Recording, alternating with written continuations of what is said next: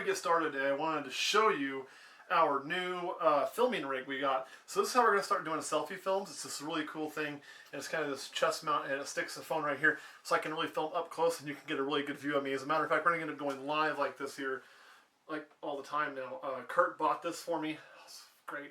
It's actually very comfortable, and the view is going to be like straight up my nose, and we're just joking. That was just fun. Alright, today we're going to talk about something really cool with balls. It also happens when you put some of your balls together that tend to like each other. So if you bring two balls, okay, that decide to get along, even though they're different morphs, and you bring their genetics together. What I'm talking about is allelic, or allelic, potato, however you want to say it. Anyway, you'll also refer to as complexes. So, we're going to show you a few of these animals, and we've done some information on other genetics. We talked about homozygous, heterozygous, and so we're going to give a quick little refresher. Okay, heterozygous is having one copy of a gene over here. Homozygous is having two copies when they play together. Also called superforms, or in recessives, visuals. A homozygous visual recessive would be like a pied. It's only got one copy of the pied, heterozygous. Two copies, homozygous. Pastel is actually heterozygous pastel. When you get the super pastel, the second copy, homozygous, right? Everybody tracking? Here's where it gets all fucked up. Is when you start dealing with complexes, okay? Or things that are allelic. And there's a couple of them out there, and a couple of them a lot of people have in their collection. So we're going to talk about that, because I think it's a place where it gets really muddy. We won't cover all of them. There's more out there than I can cover right now, but we'll get a few covered. Let's start with lesser, okay? So you've got lesser, like this guy here. This is Kurt's favorite lesser we have. Come on, buddy. This is a lesser. This is heterozygous lesser. It contains one copy of the gene, right? Heterozygous lesser. Remember that. If you go stick in copy number 2 and you make a homozygous lesser, you get this, called a blue-eyed leucistic. Remember that? Super lesser, homozygous lesser. But if we would have taken, oh, I know, you're hungry. You gonna try to bite me? Woo, you are gonna try to bite me. Yeah, look at Kurt now with the filming. I cannot get to you. We'll bring you over like this so I can get to you a little lower. Motor both them, don't let them fall, Kurt. Oh, I know. I don't have dinner yet.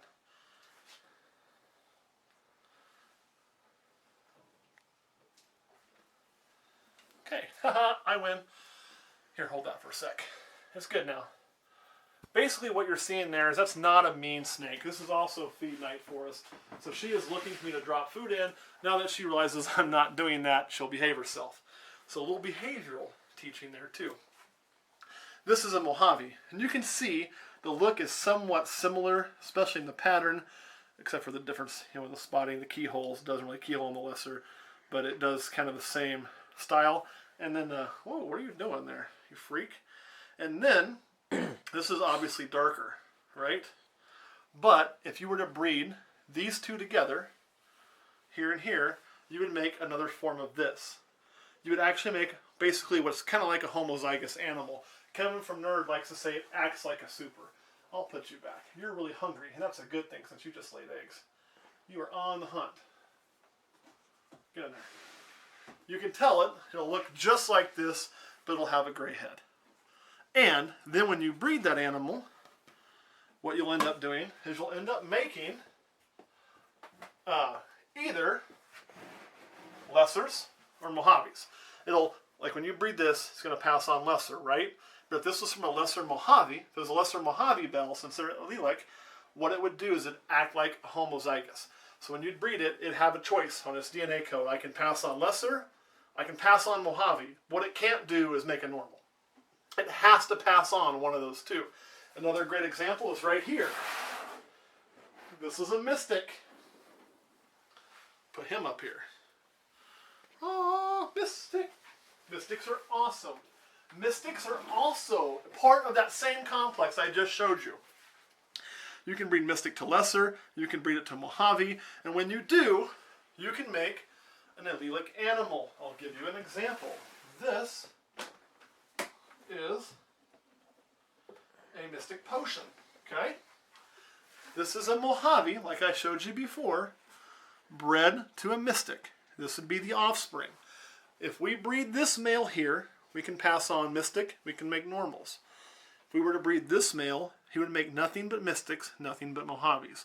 One thing they can't do, because again, it's going to act just like a super. It can pass on this half or this half. It can't send that whole strand in. So if I bred this to a normal, it cannot make itself. This could. This could make more mystics. This cannot make mystic potions unless it's bred to a mystic or a Mojave. Does that make any sense at all, or are we clear as mud? You tracking with me, Kurt? Yes. Am I completely screwing this up? So, again, in that complex, when you start talking about the lesser complex, or things that are going to be allelic with lesser, you'll also hear it called the bell complex, things that make bells. And this would be considered a type of leucistic. Actually, you have mystic, you have Mojave, you have lesser, you have, I think, bongo may have been proven in there. Don't quote me on that. They're looking into that, I believe. There is, Cypress might be involved in that. Mystic, Mojave, lesser, Russo will make white diamonds. So there's a lot of genes that fold into that, that all will make homozygous animals when bred together. Things that act like supers, even though they're not the same gene. So that's why they're called allelic, because they're on the same allele. They connect up. They play nice together. It's like meeting your best friend in the playground when you're a kid and you hang out together all the time. You know, that's what's basically happening. They will pair up and they go together. You also have some things that are allelic and recessives. Now it gets all fucked up, right? Because remember, recessive, if it's heterozygous, you can't see. If it's homozygous, you can, right? Heterozygous, homozygous, now it's visual recessive. So you have things like our girl here. God, she's so pretty. This is one of my favorite albinos ever. Right? This is straight albino, yellow and white. Pretty simple. Everybody knows about albinos. It is allelic with a gene called toffee. So if you breed a toffee with an albino, remember, half the babies would be getting toffee, or not, sorry, all the babies would be getting a heterozygous toffee, and all the babies would be getting a heterozygous albino. Yet when you do it, you make that. It's called a toffino. Because they're allelic, they actually connect up, they create a visual animal, even though this is only heterozygous for albino, and heterozygous for toffee. It makes a toffino that you can see. If I breed a toffino like this to this albino, and that shit's happening later. Bow, chicka, bow, wow. Just not this year, she's too small. What we'll make is half the snakes should come out looking albino. Because she'll give every snake albino, right? She has to. She has no choice. He will give every snake either albino or toffee. He has to. He has no choice. So the snakes that get an extra albino gene will look like this. Albinos. The snakes that get one albino gene and one toffee gene will look like this. Toffinos. And that's how the allelic stuff works. Okay. I think we covered that. I hope.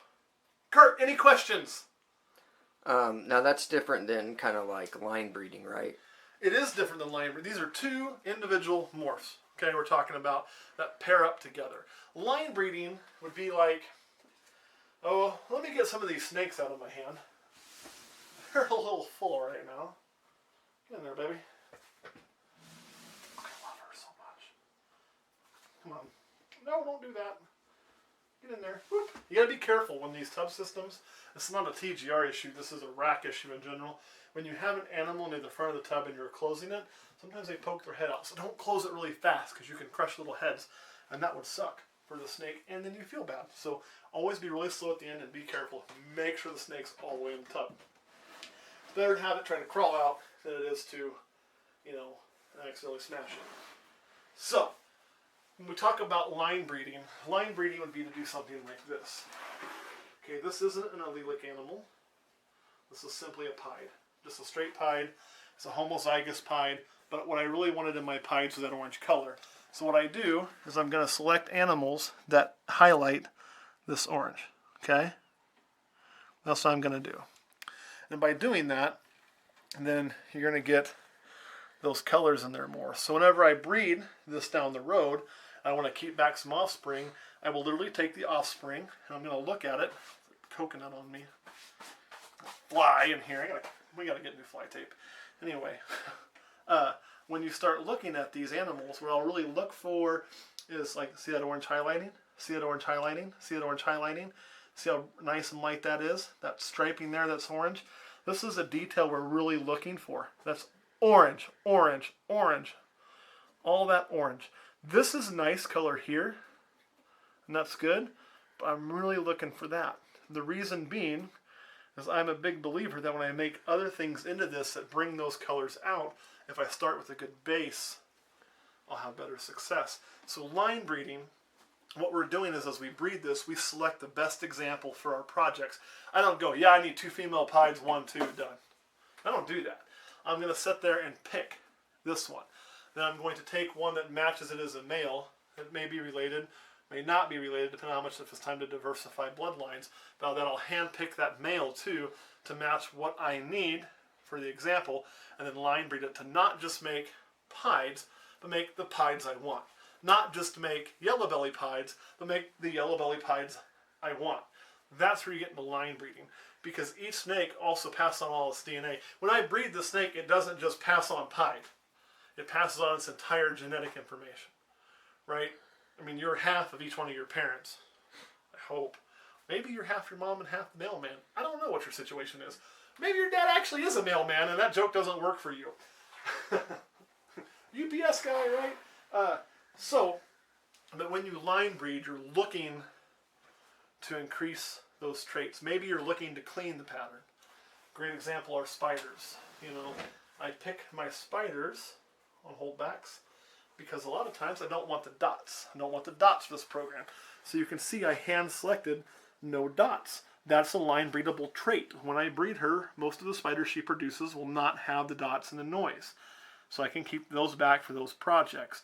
Ones that do tend to have that, I probably won't keep back. I'll keep back the ones that get the genetics from her that I most want to example or to have show later on to create the ultimate spider that I want. Which she's pretty close to, let's be honest.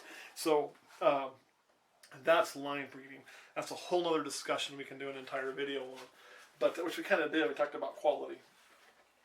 But since we've done the percentage het stuff, I wanted to get into the Allelic stuff. Kurt, any more questions? No. All right. Let us know what you think. Do you want to see us actually use this for live videos? Because if you do, Kurt will wear it and go do rat videos. No, he won't. I am completely joking. All right, guys. Thanks for watching. We'll see you next week.